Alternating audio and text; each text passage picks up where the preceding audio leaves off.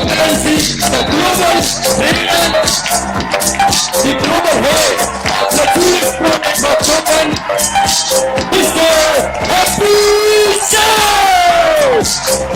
So the stage is yours, Mr. Happy Sheikh on the stage. Thank you so much. Namaskar, Ram Ram, Adab, Assalamu Alaikum, and thank you so much for being here. ये crypto है क्या? Crypto currency क्या है?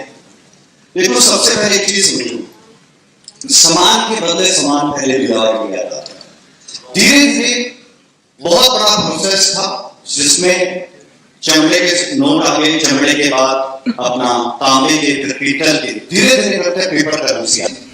Paper currency को भी new technology ने adopt किया। And what is the new technology? That is plastic money, debit card and credit card. Debit card और क्रेडिट कार्ड को भी रिप्लेस किया डिजिटल मनी में। अब एक बात समझना, आज के समय में पेटीएम, गूगल पे, फोन पे, हम ये सब यूज कर रहे हैं कि नहीं कर रहे हैं? That all are digital money. ये डिजिटल मनी है, यानी कि बहुत बड़ा मॉडर्नाइजेशन हुआ। और आज जो सबसे बड़ा मॉडर्नाइजेशन हुआ वो करेंसी के अंदर, तो जो लेटेस्ट और जो बहुत बड़ा मॉडर्नाइजेशन निकल गया उसका नाम है क्रिप्टो करेंसी। क्रिप्टो करेंसी एक डिजिटल करेंसी है। 2009 के अंदर ये मार्केट के अंदर आई। इसको बनाने वाला मिस्टर सतोशी नाकामोटो एक अननोन प्रोग्रामर है। So let's understand dear friends, what is the meaning of decentralised crypto currency. अच्छा, रूमर्स तो आ गए मैंने कि हाँ इंडिया में लीगल भी हो गया है। इंडिया गवर्नमेंट खुद की करेंसी भी बनाने की तैयारी कर रही है। इंडियन गवर्नमेंट इसके ऊपर एक फ्रेमवर्क भी बना रही है। इसके 15 लीगल एक्सचेंजर भी हैं, इसके बैंक भी आ गए हैं। सो एक्चुअल में ये है क्या? इसका पूरा नाम होता है डिसेंट्रलाइज्ड क्रिप्टो करेंसी। ये टेक्नोलॉजी से बनी करेंसी है, इसलिए इससे हर वर्ड के अंदर एक टेक्नोलॉजी है। डिसेंट्रलाइज में भी एक टेक्नोलॉजी है, क्रिप्टो भी एक टेक्नोलॉजी है, currency is representing money. It's a combination of decentralised crypto currency. Let's understand what is the meaning of decentralised crypto currency. सबसे पहले समझते हैं क्रिप्टोग्राफी। ये जो क्रिप्टो वर्ड उठाया गया है, ये क्रिप्टोग्राफी में से उठाया गया है। क्रिप्टोग्राफी, क्रिप्टोग्राफी है क्या? क्रिप्टोग्राफी बेसिकली एक ऐसी टेक्नोलॉजी है जिसे पूरी दुनिया का डिफेंस सिस्टम अपने मैसेज को डिलीवर करने के लिए जिस सिक्योर लाइन में मैसेज को डिलीवर करती है, उसमें जिस टेक्नोलॉजी का इस्तेमाल होता है, that technology name is cryptography. ये बहुत रिलायबल है, ट्रस्टेबल है, हैकेबल नहीं है। हैकर इसको कभी भी हैक नहीं कर सकता। इसीलिए इस टेक्नोलॉजी का इस्तेमाल किया जाता है क्योंकि ये हैक नहीं हो सकती, ब्रेक नहीं हो सकती। Most trustable, most secure technology है and the technology name is cryptography. इस क्रिप्टोग्राफी में से वर्ड को उठाया गया है decentralised crypto currency, crypto word के लिए। जब ऑडियो और टेक्स्ट को एक इनक्रिप्टेड फॉर्म में किसी को डिलीवर किया जाता है, और that science is cryptography. Example के तौर पे आज दिन तक 700 करोड़ की आबादी में एक भी ऐसा केस नहीं है जो ये कहते कि मेरा व्हाट्सएप हैक हो गया है। आज दिन तक एक भी बार किसी का व्हाट्सएप हैक नहीं हुआ। व्हाट्सएप को किसी ने वेब वर्जन पे चला लिया, वो एक अलग मैटर है, वो उसी ने अपना एक फंक्शन दे रखा है। किसी का व्हाट्सएप हैक नहीं हुआ। Reason cryptography, reason peer to peer. Peer to peer, अगर मैंने मैसेज अश्विनी जी को भेजा तो मेरा मैसेज मैं देख सकता हूं, और कौन देख सकता है? अश्विनी जी देख सकते हैं, और कोई भी नहीं देख सकता। पहली चीज वो एक इनक्रिप्टेड फॉर्म में गया। पीयर टू पीयर, या यूं समझ लो पर्सन टू पर्सन। मैंने जिस पर्सन को मैसेज दिया केवल मैसेज वही देख सकता है, कोई और अपना व्हाट्सएप खोल के ये चेक नहीं कर सकता मैंने क्या भेजा। सो पीयर टू पीयर, तो पीयर टू पीयर और क्रिप्टोग्राफी।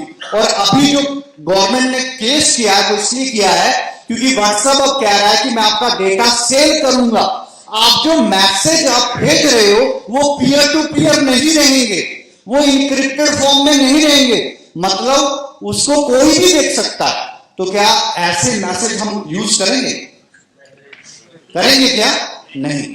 और एलन मस्क ने, जो दुनिया का रिचेस्ट पर्सन है, मार्केट में आते ही बोला, क्या बोला? Use signal. सिग्नल की पॉपुलैरिटी बहुत ज्यादा बढ़ गई, वो इंक्रिप्टेड फॉर्म यूज करता है। टेलीग्राम, वो भी पीयर टू पीयर और इंक्रिप्टेड फॉर्म यूज करता है। इसी तरीके से और भी कई एक्सचेंजर्स हैं। सो बेसिकली ये होता है क्रिप्टोग्राफी। थोड़ा बहुत समझ में आया क्रिप्टोग्राफी?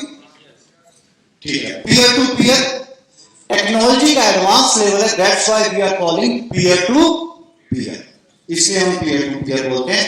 अदरवाइज आप पर्सन टू पर्सन भी बोलोगे तो वो भी चल जाएगा फॉर अंडरस्टैंडिंग। ठीक है, अगला पॉइंट क्या है इस टेक्नोलॉजी के अंदर? नेक्स्ट है इसके अंदर डिसेंट्रलाइज्ड सिस्टम। बड़े ध्यान से समझना, there is a lots of question. कौन रेगुलेट करता है? कौन है इसके पीछे? गवर्नमेंट से कहां से अप्रूवल लेनी है? कौन इसको चला रहा है? आरबीआई ने परमिशन दिया कि नहीं दिया? उन सारी चीजों का जवाब दें। इसके मेन फीचर क्या है? सेंट्रलाइज। जब से हम इंसान बन के हमने अपनी बुद्धि का इस्तेमाल करना शुरू किया, तब से हम जिस सिस्टम का इस्तेमाल कर रहे हैं दैट इज सेंट्रलाइज्ड। सेंट्रलाइज है क्या? जब ताकत एक जगह पे, एक व्यक्ति के पास, एक कम्युनिटी के पास, एक गवर्नमेंट के पास, एक बॉडी के पास, एक ऑर्गेनाइजेशन के पास होती है, दैट कॉल्ड सेंट्रलाइज्ड पावर। अगर मोदी साहब ने डिसीजन लिए डीमोनेटाइजेशन का, रीजन पावर किसके पास थी? मोदी जी के पास। दैट मींस उनकी गवर्नमेंट के पास सेंट्रलाइज्ड पावर थी। अब इसे टेक्नोलॉजी की दुनिया में समझते हैं थोड़ा सा। मेरे लैपटॉप का डेटा, अगर मेरा, क्या ये चांसेस है मेरा लैपटॉप खराब हो सकता है? ऐसा चांसेस है ना? अब मैं सोचूंगा मैं इसका डेटा निकाल के किसी पेन ड्राइव में या हार्ड ड्राइव में रख लूं। अगर कभी लैपटॉप खराब हुआ तो मेरा डेटा तो खराब नहीं होगा। सो फाइनली अगर मैंने पेन ड्राइव यूज किया या हार्ड ड्राइव यूज किया, तो कई बार लंबे समय तक पेन ड्राइव हार्ड ड्राइव को ना यूज करें तो वो भी करप्टेड हो जाता है, वो भी खराब हो जाता है। तो इसका सोल्यूशन क्या निकल के आया? आप ऑनलाइन सेव कर लो सर्वर पे। अब ये जो सर्वर क्या है? यूट्यूब चलाते होंगे ऑलमोस्ट लोग सभी। यूट्यूब पे जो गाने हैं वो भी तो कहीं पे सेव है, वो भी तो कहीं 1 GB 2 GB कहीं पर वो भी तो सेव है गाने। और वो जहां पर सेव है, ऑनलाइन जहां पे सेव है, दैट इज सर्वर। वो एक सर्वर पे सेव है। उसी सर्वर का पार्ट बना के हमें दे दिया जाता है कि आप भी, जैसे सैमसंग क्लाउड आ गया, आई क्लाउड आ गया, आप ये स्पेस ले लो। जैसे हर जीमेल इस्तेमाल करने वाले को गूगल 15 GB फ्री देता है गूगल ड्राइव के ऊपर।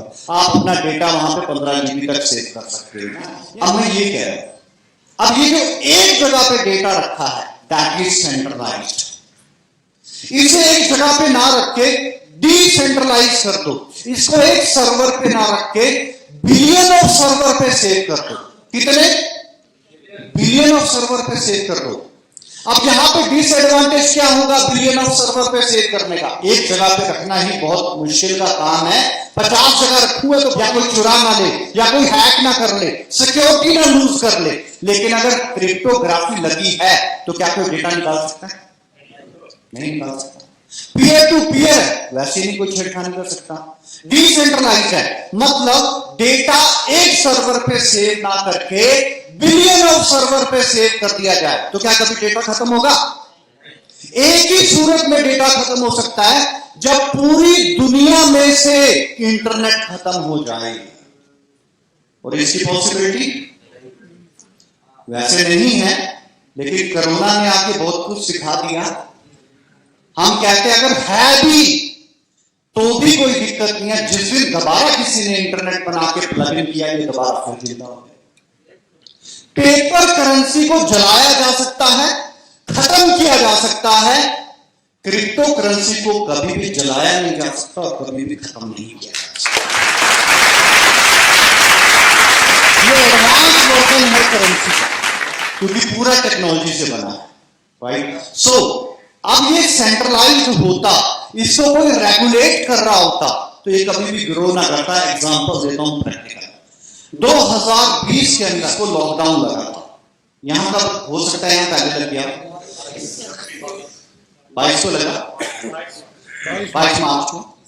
अब जब सारे कारोबार ठप हो रहे थे, छोटे बिजनेस, बड़े बिजनेस, एंटरप्रेन्योर, प्रोफेशनल, सबके सब हट हो रहे थे। ठेले वाला, बिजनेस वाला, दुकान वाला, करियाने वाला, मॉल वाला, रेंट वाला, जिसने किराए पे प्रॉपर्टी दी है, वो सारे परेशान हुए कि नहीं? इवन कई कंट्रियां बर्बाद हो गई कोरोना काल के अंदर, यस और नो? तो वो सारी जितनी भी चीजें सेंट्रलाइज थी वो सब बर्बाद हो गई। और लोगों को तब लग रहा था सेंट्रलाइज ही सही है, ऐसा नहीं होता, वैसा नहीं होता, क्योंकि पूरी दुनिया सब सेंट्रलाइज थी, एक ही चीज डिसेंट्रलाइज थी, और वो क्या था? Crypto currency. अब कोरोना काल में पूरी दुनिया पे दुष्प्रभाव पड़े, तो क्रिप्टो करेंसी पे भी तो दुष्प्रभाव पड़ने चाहिए थे, यस और नो? और क्रिप्टो करेंसी का दुष्प्रभाव मैं बताता हूं। जब लॉकडाउन लगा मार्च में, जो क्रिप्टो एक्सपर्ट थे, क्या प्राइस था बिटकॉइन का? 4.5 लाख का था। और दिसंबर 2020 में, अभी जो दिसंबर गया, तब तक लॉकडाउन के प्रभाव थे 6 महीने के, तो 4.5 लाख का था। तो इसके दुष्प्रभाव तो ये होने चाहिए कि बिटकॉइन की कीमत घट के 40,000 रुपया रह जानी चाहिए, इतना तो गिरना चाहिए। क्या प्राइस था दिसंबर 2020 में बिटकॉइन का? कितना? 36 लाख रुपया। It's a live example. जितनी भी सेंट्रलाइज चीजें थी वो सब कहीं ना कहीं पर प्रभावित हुई, केवल क्रिप्टो करेंसी जो डिसेंट्रलाइज थी वो प्रभावित नहीं हुई। और इस चीज की समझ दुनिया को, देश को, गवर्नमेंट को और देशों को भी समझ में आई कि डिसेंट्रलाइजेशन का पावर कितना बड़ा है। और जो क्रिप्टो करेंसी, उस वक्त क्रिप्टो करेंसी था जिस पर लॉकडाउन लगा था, लॉकडाउन के टाइम 4 लाख रुपए का था, और आज का प्राइस जानते हो कितना है? सिर्फ 40 लाख पे टच किया। कितना सर? 40-42 लाख रुपए पे टच कर दिया। So that is a real power of decentralisation. समझ में आ गया sir? Power of decentralisation. So अभी तक जो सिस्टम चल रहा है पूरी दुनिया में, वो सेंट्रलाइज चल रहा है या डिसेंट्रलाइज चल रहा है? सेंट्रलाइज चल रहा है।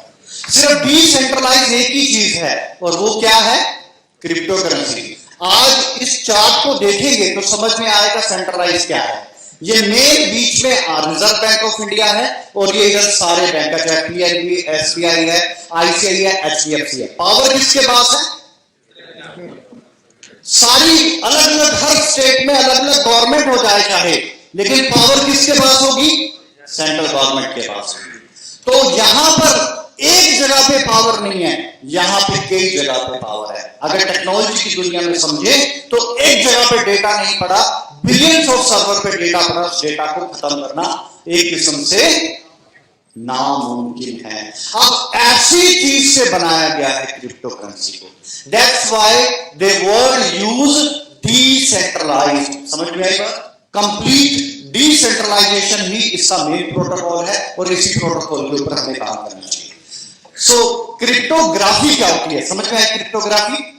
यस और नो? दूसरी चीज डिसेंट्रलाइजेशन, और तीसरी चीज that is the currency. Currency is representing money, so it's a combination of decentralized cryptocurrency. I hope so थोड़ा बहुत समझ में आया. And the next one is very much important, that is blockchain. ये वो टेक्नोलॉजी है, इससे आगे अभी कोई टेक्नोलॉजी नहीं बनी, और इसके बारे में ये बताया जाता है कि जिस भी फील्ड में, जिस भी क्षेत्र में, जिस भी जगह पर ब्लॉकचेन को इंप्लीमेंट कर दिया जाए, वहां पर स्कैम का रेशियो 0 हो जाएगा. There is no space for scam. Blockchain एक टेक्नोलॉजी है, और ये ब्लॉक्स की चेन है. लेट्स अंडरस्टैंड ये ब्लॉकचेन कैसे काम करती है, बड़े ध्यान से समझिए. ब्लॉकचेन क्रिएट करने के लिए 3 चीजों की जरूरत पड़ती है: data, hash and hash of previous block. 3 चीजें हैं: data, hash of previous block. Let's understand data क्या है. Data is giver, receiver and the purpose of transaction. हम फाइनेंस की बात कर रहे हैं तो हम पैसे की बात कर रहे हैं. एग्जांपल, मैंने मुमताज जी को या असलम जी को $100 ट्रांसफर किए.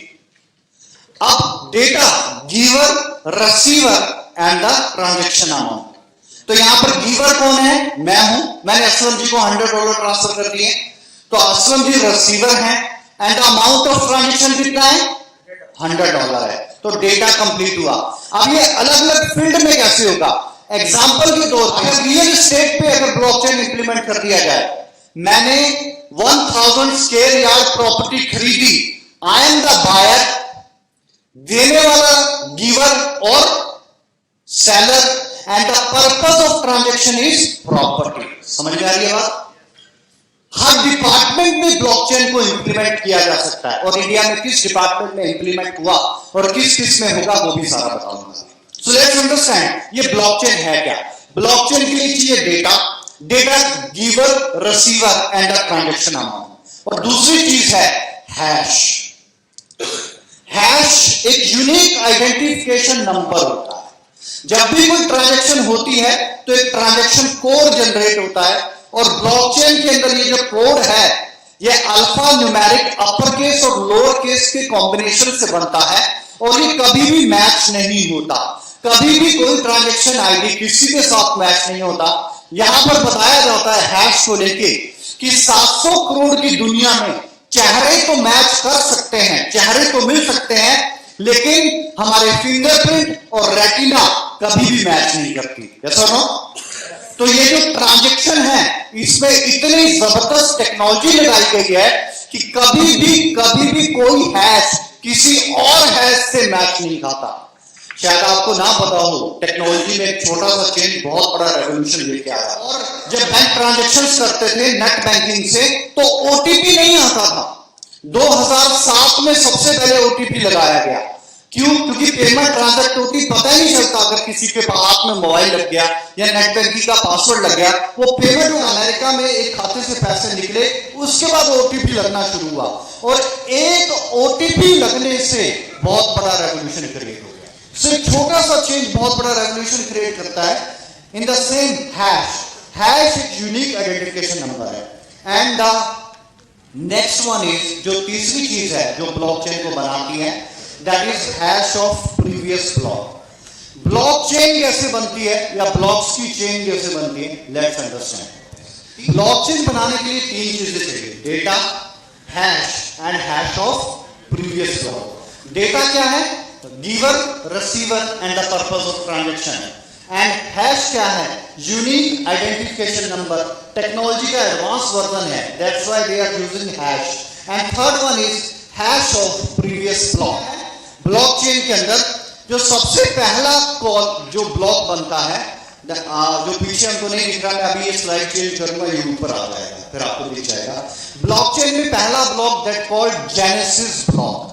अब ये जो जेनेसिस ब्लॉक है ये डेवलपर के द्वारा बनाया जाता है, स्मार्ट कॉन्ट्रैक्ट्स के द्वारा बनाया जाता है।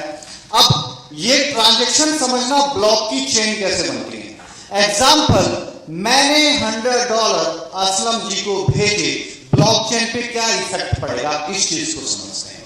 सबसे पहले चाहिए data. I am giver, sir receiver and the purpose of transaction $100। जैसे ही ट्रांजैक्शन होगी एक ब्लॉक, हर ट्रांजैक्शन पे एक ब्लॉक क्रिएट होता है। जैसे ही ये ब्लॉक क्रिएट होगा तो ब्लॉक क्रिएट होते ही एक हैश बनेगा। डेटा गिवर, रिसीवर, मैं ऊपर ही दिखाता हूं, दो लोगों को नहीं दिख रहा। डेटा ये है कुंडी, पहला block that called genesis block. मैंने $100 सबको ट्रांसफर किए तो एक ब्लॉक क्रिएट हुआ। इस ब्लॉक के अंदर डेटा क्या है? I am giver, sir receiver and the amount of transaction is $100। Hash एक यूनिक आइडेंटिफिकेशन नंबर। तीसरी चीज चाहिए हैश ऑफ प्रीवियस ब्लॉक। पीछे के साथ कड़ी भी तो जोड़ने पड़ेगी, पीछे भी तो कड़ी जुड़ेगी, that is the hash of previous block. अब असलम जी ने $100 अपने पास रखे, उसमें से $50 निकाले और वो $50 मुमताज जी को ट्रांसफर कर दिए। क्या होगा? जैसे ही इन्होंने $50 ट्रांसफर किए तो $50 ट्रांसफर करके ब्लॉक क्रिएट होगा। ब्लॉक में डेटा चाहिए। अब ये रिसीवर है, गिवर है, इसके ई को देखो। अब ये गिवर है, मुमताज जी रिसीवर है, and the purpose of transaction $50। Hash एक नया आइडेंटिफिकेशन नंबर जुड़ेगा और हैश हो, और इसी हैश से जुड़ेगा पुराना हैश, तभी तो कड़ी से कड़ी जुड़ेगी। यस और नो? अब अगेन मुमताज जी ने $100 हमारे अश्विनी जी को ट्रांसफर कर दिए और $50 थे, $50 में से 50 के 50 कर दिए या 25 कर दिए, एग्जाम्पल 50 कर दिए। तो जैसे ही $50 ये ट्रांसफर करेंगे आगे, तो एक और ब्लॉक क्रिएट होगा, डेटा। अब Mumtaz ji giver, Ashwini ji receiver, purpose of transaction $50, एक ट्रांजेक्शन आईडी जनरेट होगा और हैश ऑफ प्रीवियस ब्लॉक पिछले आईडी के साथ इसका जुड़ा होगा। समझ में आई सब चीज? ब्लॉकचेन कैसे बनती है समझ में आई? अभी ज्यादा समझ आएगी, बताता हूं एग्जांपल के साथ। 1980 की एक प्रॉपर्टी थी, लैंड एंड एक्विजिशन सिस्टम। 1980 की एक प्रॉपर्टी थी, 1990 में बिकी, सन 2000 में बिकी, अब 2020 में मैंने खरीदना है उस प्रॉपर्टी को। अगर ब्लॉकचेन लगा होगा तो इसमें कहीं पर भी कोई भी स्कैम नहीं हो सकता। हम इसके ऊपर चर्चा कर रहे हैं। अच्छा, क्या इंदौर वाले बताएंगे, यहां पर एक प्रॉपर्टी की एक ही रजिस्ट्री होती है या कई बार निकल आता है 2-3 दिन आगे के नाम? सबसे पहले हमारे दादाओं और परदादाओं के नाम थी, तब तो रजिस्ट्री नहीं थी साहब, नहीं थी ना। तब जिस पेपर पे वो लिखा होता था पटवारी उसको देता था, क्या बोलते हैं आपके यहाँ पे? खसरा बोलते हैं। वो जो खसरा नंबर जिस पे लिखा होता है, हमारे वहां उस पेपर को फर्क बोलते हैं। मतलब तो समझ गए ना? जो पुरानी प्रॉपर्टी थी वो उस पेपर पे थी, उसके बाद रजिस्ट्री होती थी।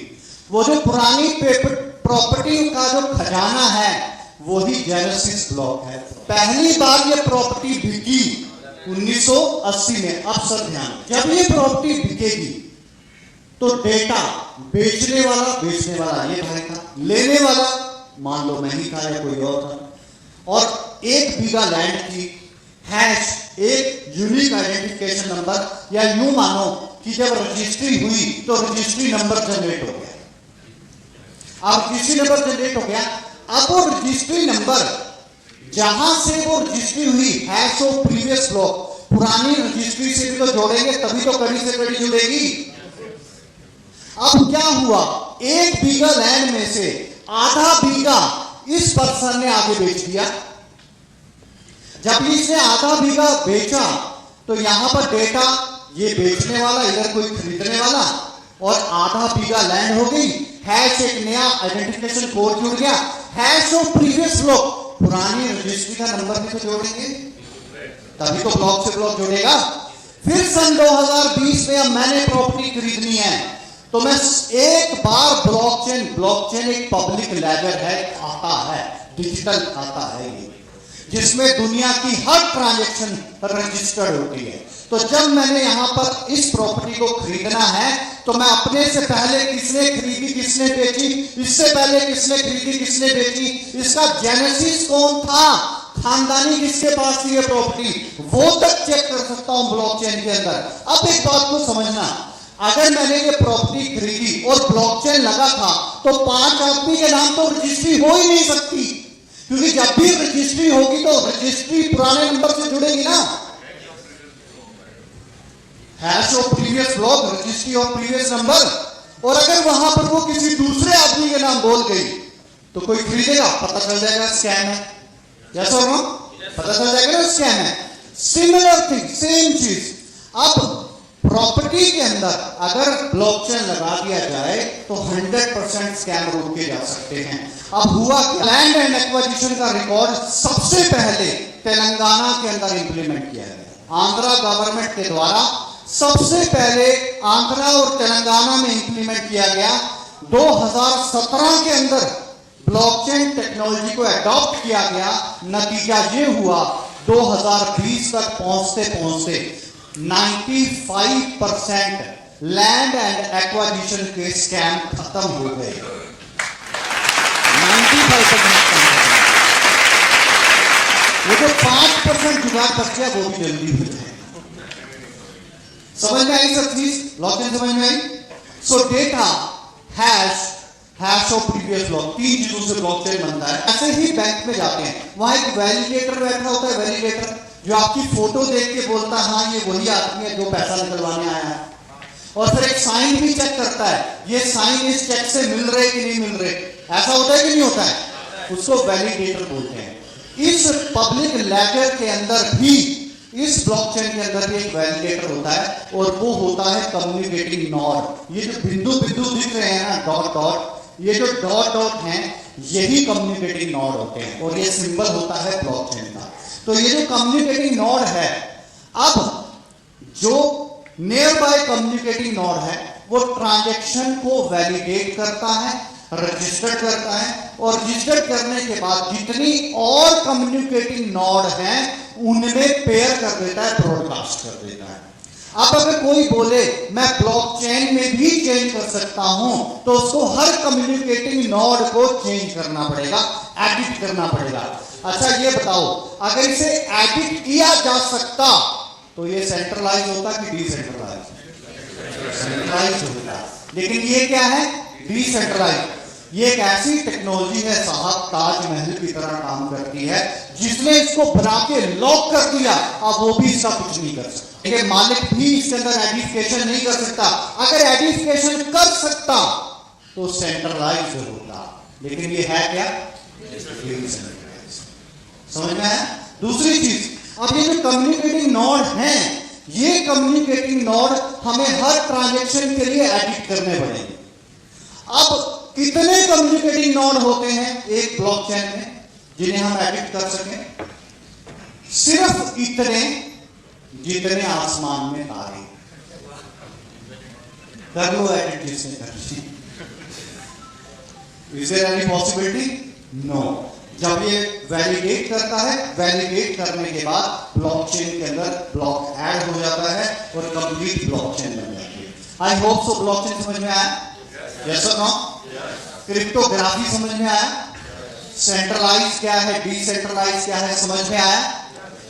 चाहे वो कोई एक्सचेंज है, चाहे वो कोई एक्सचेंजर है, चाहे वो कोई क्रिप्टो करेंसी है, उसका लीगल डॉक्यूमेंट होता है व्हाइट पेपर। हमारा भी है, सभी का होता है। तो जब भी डिमांड करना तो क्या मांगना? White paper. तीन चीजें किसी भी क्रिप्टो करेंसी में देखना बहुत ज्यादा जरूरी है। पहला, उसकी टेक्नोलॉजी को वेरीफाई करो कि वो जुगाड़ टेक्नोलॉजी पे चल रहा है या वो एक्चुअल में ब्लॉकचेन टेक्नोलॉजी पे चल रहा है। अगर वो जुगाड़ पे चल रहा है तो दैट मीन्स वो डुप्लीकेट है, कल को धोखा मिलेगा और फिर दूध का जगह फूट मार मार के पिएगा, कोल्ड ड्रिंक को भी, ऐसा हाल होगा। दूसरी चीज, टेक्नोलॉजी वेरीफाई हो जाए उसके बाद देखो कंप्लीट डिसेंट्रलाइजेशन, क्या वो करेंसी एक्सचेंज के ऊपर अभी आई है कि नहीं आई है। पहले कई करेंसीज एक्सचेंज पे डायरेक्ट नहीं आती, आईसीओ के जरिए कुछ टाइम स्पेंड करती है, इन्वेस्टर्स को बेनिफिट देती है, फिर एक्सचेंज पे आती है। लेकिन एक्सचेंज पे आना जरूरी है। जब करेंसी एक्सचेंज पे आ जाती है दैट मीन्स कंप्लीट डिसेंट्रलाइजेशन हो जाता है। जिसने उस करेंसी की कोडिंग करवाई थी उसके हाथ में भी अब कुछ नहीं है, दैट मीन्स कंप्लीट डिसेंट्रलाइजेशन है।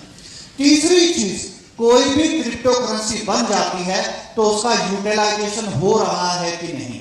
इन तीन चीजों के ऊपर किसी भी क्रिप्टो करेंसी की ग्रोथ और क्रिप्टो करेंसी को करना चाहिए। अगर ये तीन चीजें वेरीफाई नहीं होती तो कभी भी किसी क्रिप्टो में हाथ ना डालो, लॉस हो सकता है। किसी की बातों पे मोटिवेशन में मत आओ, उससे तीन चीजें पूछो, टेक्नोलॉजी वेरीफाई करवाओ, एक्सचेंज वेरीफाई करवाओ और अपना यूटिलाइजेशन वेरीफाई करवाओ। अगर ये तीन चीजें वेरीफाई हो जाती हैं उसके बाद क्रिप्टो में काम करना, फिर व्हाइट पेपर स्टडी करना, व्हाइट पेपर में उसका हिस्ट्री मैप चेक करना। बहुत से लोग अपने व्हाइट पेपर में हिस्ट्री मैप ही नहीं डालते, वो कौन है कभी बताते ही नहीं, वो क्या करेंगे ये बताएंगे। जब वो सारी चीजें वेरीफाई हो जाए, एक ही चीज थी, आज तक आदमी देखना पड़ता था, अब ये डिसेंट्रलाइज सिस्टम है, यहां बंदा देखने की जरूरत नहीं है। टेक्नोलॉजी, डिसेंट्रलाइजेशन और यूटिलाइजेशन देखो। बंदा चाहे खुद बोलता रहे ये प्रोजेक्ट ग्रो नहीं करेगा, मगर यूटिलाइजेशन सॉलिड है, टेक्नोलॉजी सॉलिड है, एक्सचेंज पे है, तो उसकी ग्रोथ को कोई दुनिया की ताकत नहीं रोक सकती। और चाहे वो खुद बोलता रहे ये ग्रो करेगा, लेकिन टेक्नोलॉजी बेस्ट नहीं है, एक्सचेंज पे नहीं है और यूटिलाइजेशन प्लेटफॉर्म नहीं है, तो जितना मर्जी बेस्ट प्रोडक्ट वर्ल्ड का बना दे वो ग्रो नहीं करेगा।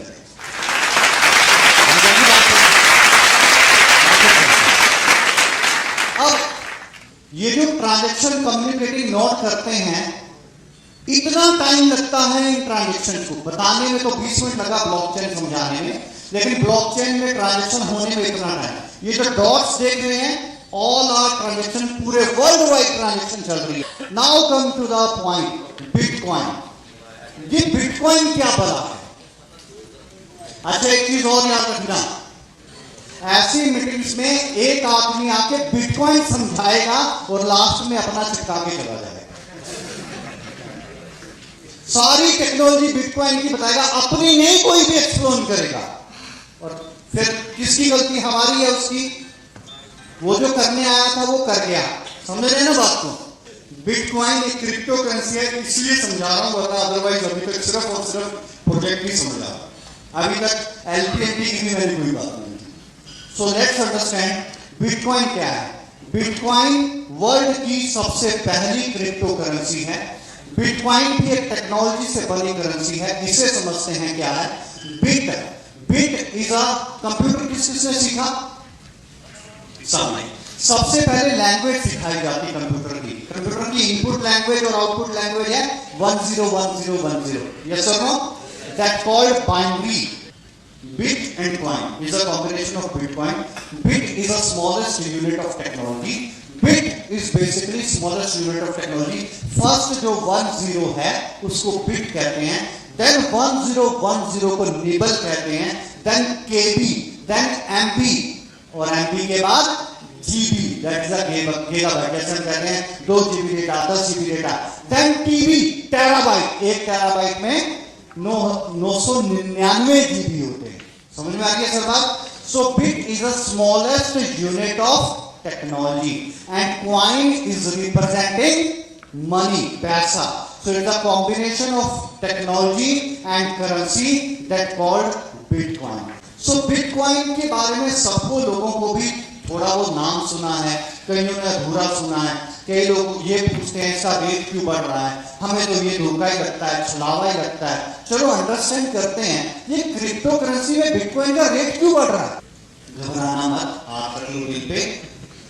2010 में जिसने 1 लाख रुपए के बिटकॉइन लिए थे, 2020 में सिर्फ 600 करोड़ बने।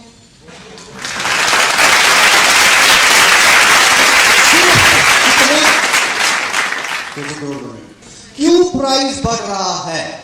देखो, रिजर्व बैंक ऑफ इंडिया जब नोट छापने पे आता है तो क्या अपनी मर्जी से छापता है? ऐसे तो वो 1-1 करोड़ छाप के सबकी पॉकेट में डाल देगा। आप उन सारे करोड़पति कुछ करने की जरूरत नहीं। कोई प्रोटोकॉल तो है करेंसी छापने का। क्या चाहिए उस करेंसी के अगेंस्ट? गोल्ड चाहिए।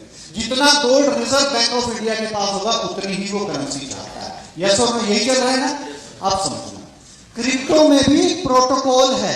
कितनी क्रिप्टो आप बना सकते हो उसका एक आपके पास पैरामीटर है। और क्रिप्टो करेंसी में आप जब भी कोडिंग करते हो उस वक्त डिफाइन करना पड़ता है कि कितने नंबर ऑफ टोकन्स या कितने नंबर ऑफ करेंसी बनाने जा रहे हो।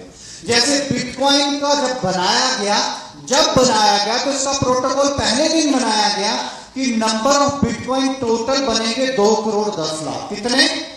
2 करोड़ 10 लाख। ना एक ज्यादा ना एक कम। अगर ज्यादा बन गया तो ये तो फिर सेंट्रलाइज हो गया, अगर कम बन गया ये तो भी सेंट्रलाइज हो गया। कोई चेंज नहीं है। 2 करोड़ 10 लाख का मतलब 2 करोड़ 10 लाख ही बनेंगे। ये इसका पहले प्रोटोकॉल है। ना तो करेंसी ज्यादा बनेगी ना कम बनेगी। सो इसका मतलब हो गया टोटल नंबर ऑफ बिटकॉइन कितने बनेंगे पूरी दुनिया में? 2 करोड़ 10 लाख। दूसरी चीज, ब्लॉकचेन का ब्लॉक। एक ब्लॉक बनने का जो टाइम बताया वो 10 मिनट बताया गया। अगर 10 मिनट में कहते हैं एक ब्लॉक बनेगा तो इसकी माइनिंग होती है बिटकॉइन की। क्या होती है? माइनिंग। क्या होती है बताता हूं। माइनिंग सन 2140 तक चलेगी। कब तक? 2140 तक। चल क्या रहा है? 2021। आज से 120 साल और चलेगी माइनिंग।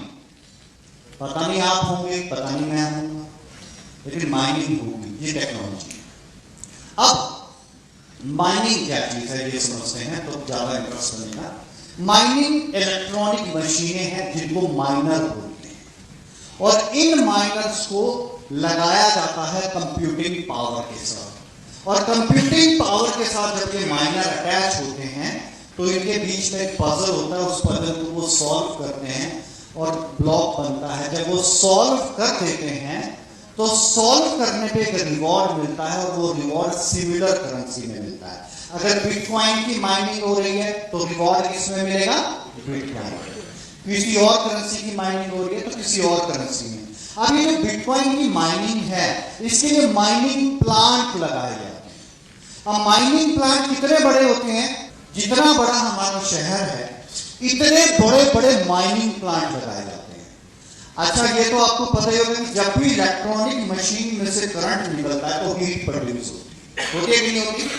और वो जो हीट प्रोड्यूस, आपने देखा होगा एटीएम में एसी लगा होता है। क्यों लगा है? क्योंकि वहां पर हीट प्रोड्यूस होगी। जहां पर भी इलेक्ट्रॉनिक मशीन है वहां पर हीट प्रोड्यूस होगी। सो ये जो माइनिंग प्लांट है बिजली का खर्चा बच जाए इसलिए ठंडे एरिया में लगाए जाते हैं। और वो ठंडे एरिया आइसलैंड, साइबेरिया, कनाडा का ठंडा एरिया, अमेरिका का ठंडा एरिया, चाइना का, जापान का, ऐसी जगह खरबों रुपया नहीं खरबों डॉलर इन्वेस्ट करने के बाद माइनिंग प्लांट लगते हैं बिटकॉइन के। ये जितने भी बिलियंस ऑफ डॉलर का माइनिंग प्लांट है इसमें से जो प्रोडक्ट निकलता है, प्रोडक्ट क्या है? बिटकॉइन। ये जितना भी बिलियंस ऑफ डॉलर का इन्वेस्टमेंट है उस प्लांट में वो पूरा कहां से किया जाएगा? कहां से होगा? उस प्रोडक्ट से ही होगा ना। और वो प्रोडक्ट चाहे बिटकॉइन है चाहे कुछ भी है, आप ध्यान से समझना। सो प्रोटोकॉल था कि पहले 2 करोड़ 10 लाख बनेंगे, सन 2140 तक इसकी माइनिंग चलेगी और बताया गया कि ब्लॉक सॉल्विंग जो रिवॉर्ड है एक फिक्स अमाउंट जो है वो बिटकॉइन में मिलेगा। और सबसे इंपॉर्टेंट चीज कि जब भी 2,16,000 ब्लॉक सॉल्व हो जाएंगे, ज्यादा टेंशन न लगाना दिमाग पे, टेक्नोलॉजी टेक्निक्स में बस यूं समझ लो 10 मिनट में एक ब्लॉक बनता है। 2,16,000 ब्लॉक बनने में 4 साल। कितने सर? 4 साल। बताया गया कि जब भी 4 साल या 2,16,000 ब्लॉक सॉल्व हो जाएंगे तो बिटकॉइन में हाफिंग होगी। क्या होगा सर? हाफिंग होगी। अगर पहले बिटकॉइन 100 बनते थे तो 4 साल बाद कितने बनेंगे? 50 बनेंगे। बिलियंस ऑफ डॉलर का इन्वेस्टमेंट वही है। 100 साल तो लैपटॉप भी नहीं चलता कि चलता है? तो खुद देखो कितना बड़ा इन्वेस्टमेंट है। मशीन्स भी चेंज होनी है, ब्रेकडाउन होना है, मैन पावर भी चाहिए, है ना, और रिक्वायर्ड इलेक्ट्रिसिटी भी चाहिए, बहुत कुछ चाहिए। सो बिलियंस ऑफ डॉलर के इन्वेस्टमेंट के बाद हाफिंग होगी। तो पहले 100 बनते थे, अब कितने बनेंगे? 50। और फिर 4 साल बाद हाफिंग होगी, फिर कितने बनेंगे? 25। फिर हाफिंग होगी, कितने बनेंगे? ऐसे ही 12.5। ऐसे करते करते करते करते जब सन 2140 आएगा तो लास्ट बिटकॉइन बनेगा। बिटकॉइन कब बनेगा? सन 2140 में। ऐसे ही हाफिंग करते करते करते करते करते करते करते अब ध्यान से समझना बिटकॉइन का प्राइस क्यों गिरेगा। पहली चीज, वर्ल्ड की सबसे मोनोपोली वाली करेंसी कौन सी है जो हर कंट्री की मजबूरी है यूज करना? US dollar.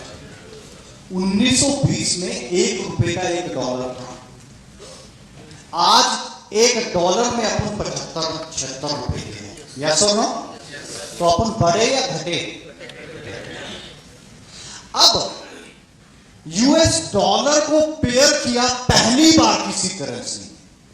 कौन सी? बिटकॉइन या क्रिप्टो। जितने काम यूएस डॉलर से, अब पूरे वर्ल्ड वाइड सारे काम यूएसडी से, एक्सपोर्ट इंपोर्ट, जितना भी इंपोर्ट है, जितना भी एक्सपोर्ट है, जितना भी आ रहा है सब यूएस डॉलर में आ रहा है। अब वो जो यूएस डॉलर में है, अगर यूएस डॉलर को कहीं ना कहीं पे ये कवर कर रहा है क्रिप्टो करेंसी, तो जहां यूएस डॉलर चलता है वहां क्रिप्टो चलना शुरू हो गया। तो क्रिप्टो का वर्थ बनेगा या यूएस डॉलर का वर्थ? एक लॉजिक समझ में आ रहा है? बैंक में भी हो गया, यही नहीं कि बोलने में हो गया, जेपी मॉर्गन में हो गया, कई बैंक्स ने इसको पेयर कर दिया, नेस्डेक ने पेयर कर दिया। अब समझना एक बात, अब एग्जाम्पल से जल्दी समझ में आ जाता है। ये पानी की बोतल मान लो हिमाचल की वादियों में या कहीं पर लगाई गई एक फैक्ट्री, उसका इन्वेस्टमेंट लगाया गया 100 करोड़ रुपए का। यहां से समझो, 100 करोड़ रुपए की इन्वेस्टमेंट करके 100 बोतल महीने की बनाई जाती है। यानी मंथली कितना बनाया जाता है? 100 बोतल। एक बोतल की कीमत $100 है। कितनी साहब? अब जो 100 करोड़ रुपए का इन्वेस्टमेंट मैंने फैक्ट्री पे किया, पूरा तो मैं पानी बेच के ही करूंगा। अब समझना बात, 4 साल के बाद मेरे नेचुरल पानी का सोर्स कम हो गया। अब जो मैं 100 बोतल बना रहा था महीने की पानी की, अब वो बोतल बन रही है 50। तो जब 100 बोतल थी तो पानी की बोतल की कीमत $100 थी, और अब बन रही है 50। तो पानी की बोतल की कीमत कितनी होगी? $50। 200 क्यों? ये डबल क्यों होगा? क्वांटिटी कम, रेट ज्यादा। क्वांटिटी कम हो गई, रेट ज्यादा। डिमांड एंड सप्लाई का रोजा बढ़ गया है सर। अब अगर ठीक 4 साल के बाद और नेचुरल पानी का सोर्स कम हो गया, आप 50 की जगह 25 बोतल बन रही है, तो अपनी बोतल की कीमत कितनी? अपन पहले पानी का ही धंधा कर लेते हैं, इसमें भी ग्रोथ बढ़ गया है।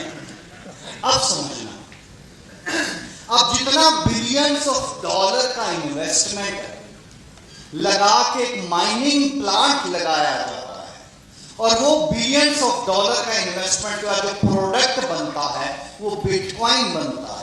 तो पहले बिलियंस ऑफ डॉलर का इन्वेस्टमेंट था, तो बिटकॉइन ज्यादा बन रहे थे, फिर 100 बने, फिर 50 बने, अब 25 बन रहे हैं, लेकिन इन्वेस्टमेंट तो वही है। अब लास्ट बिटकॉइन बनाने के लिए भी मुझे 100 करोड़ ही लगाने पड़ेगा। 100 करोड़ लगा है, मतलब बिलियंस ऑफ डॉलर। अब बिलियंस ऑफ डॉलर की इन्वेस्टमेंट के बाद प्रोडक्ट निकल के आया 1 बिटकॉइन। अब वो बिलियंस ऑफ डॉलर की इन्वेस्टमेंट किससे पूरी करूंगा? 1 बिटकॉइन। यस और नो? समझ में आ गई बात? तो जब बिटकॉइन मार्केट में आया, 2 रुपए का था, 6 रुपए का था। इधर से माइनिंग और हाफिंग होती गई, बिटकॉइन की कीमत 20 रुपए, 50 रुपए, 100 रुपए, 1000 रुपए, फिर डॉलर्स में आ गई। 2015 में 10,000 रुपए का, फिर 60,000 रुपए का, 2020 में $30,000 का, और 2021 की शुरुआत में बिटकॉइन 42 लाख रुपए का हो गया। और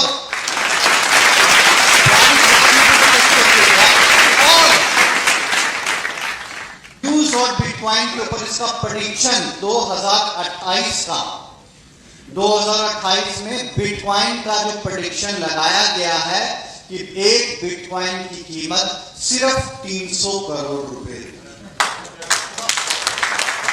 अच्छा, मजे की बात बता रहा हूं, मजे की बात। जब था ये 10 रुपए का, तब अपन सयाने बन गए। अपने मतलब की चीज नहीं, अपन ने बहुत दुनिया घूमी, अपन ने बहुत दुनिया देखी।